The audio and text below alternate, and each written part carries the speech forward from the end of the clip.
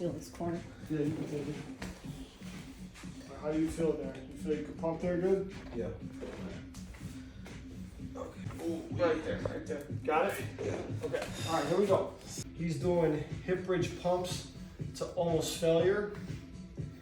Once he gets to almost failure, he's gonna go full range of motion. And the top part of the motion, he's gonna hold it for 3 seconds. By abducting, his knees going out, squeezing his glutes, looking down his body, engaging his core so he doesn't hyperextend his back. And he's gonna go to failure, and it's gonna make a mind muscle connection to his glute that you normally wouldn't get. And I'm gonna coach him past 2 to 3 more reps than he normally wouldn't be able to do. Up, up, up, up, up, up. Squeeze. 2. A little bit longer, okay? Okay, up, up, squeeze.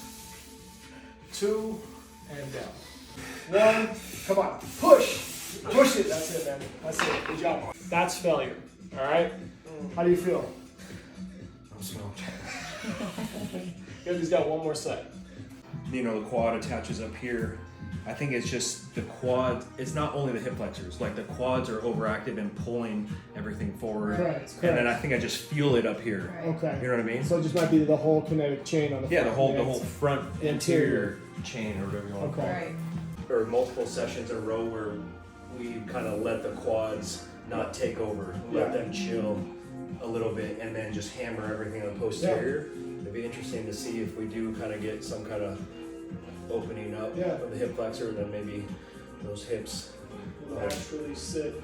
back a little bit. Yeah. And maybe just not forward, that's Well, all. we were probably doing it with like 4 weeks. We were on the same frequency, bro. That's all I that know, matters. that's hilarious. That's so wild. I know, you came in like, dude, I want to change. I was like, dude, I know.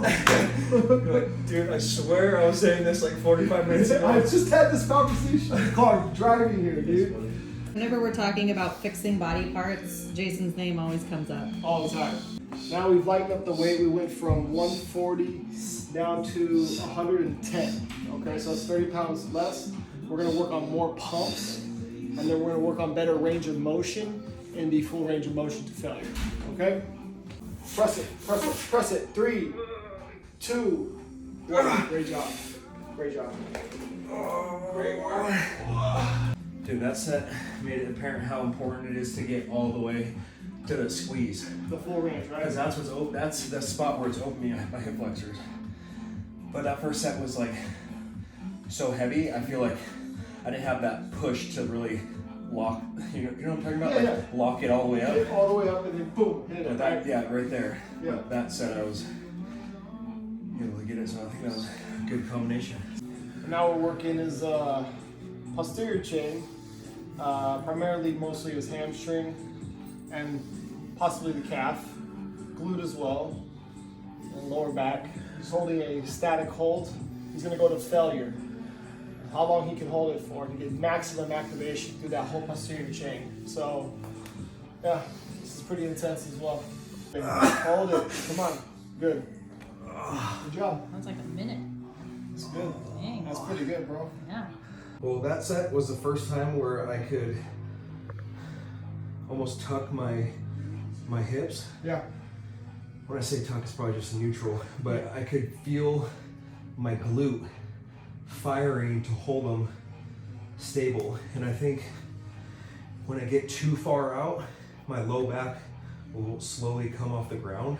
Okay. So being able to, when that glute fires, then my low back doesn't arch. But that was the first time I felt it actually fire. Okay. Sometimes I have to be ultra aware of it arching a little bit because I'm not fully braced. But an exercise like that, when the glutes are fully firing, then they're almost forcing you to be braced or stay neutral rather than arch. Yeah. Your glutes firing, like at the beginning, like this is the highest point. This is firing right here. Okay. Right there. Right. Not so much back here, but like right there. Yeah. Right underneath the butt. And then I go out. Oof. This is pretty much mostly hamstring to right about there, and then it gets into the glute. Right there. Oh. Just like one hitter. Just one good, like slow, like make it as slow as possible and make it as intense as possible. Okay. Does that make sense? Oh, yeah. But once you stop and your leg is bent, where you know, completely. Right here? Yeah. Stop there? Yeah.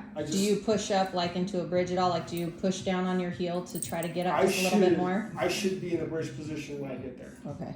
They're like what I notice is most clients they're weak and they can't get to the bridge position. Yes. So then they do the bridge when they get At there. the end. You should be in a bridge simultaneously with the curl. You should Ideally. Ideally. Right? That's the ideal Okay. situation, correct. You're saying not rolling it in and then bridging up? Yeah, no, already you meet should at the be, bridge? yeah, meet there, right? That's like ideal form. That's like strong posterior core. Dude, my whole posterior is like shaking. It's awesome. Oh. Alright, let's see what we got here.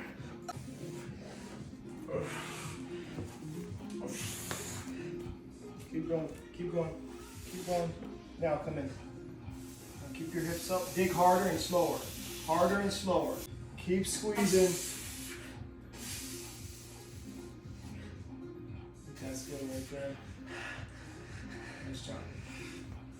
Figure out like obviously my glutes are feeling it and smoke, but my hamstrings are more activated and more fatigued than they usually are. And we usually do TRX, we do this. It hits the hamstrings too. So it hits it a little bit. Yeah, it's going to hit the hamstrings as well. It's just the emphasis, you change the emphasis with how far your feet are away from you when you're doing the bridge on the bench.